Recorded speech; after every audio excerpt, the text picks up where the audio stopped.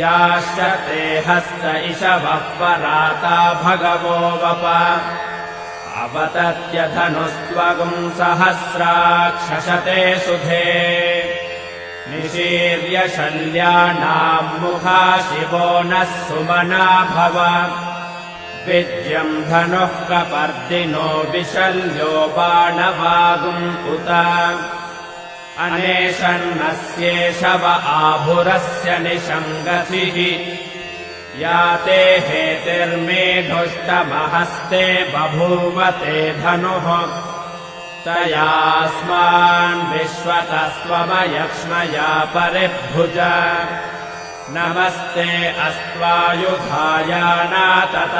धृष्णवे उभाभ्यामुत ते नमो बाहुभ्याम् तव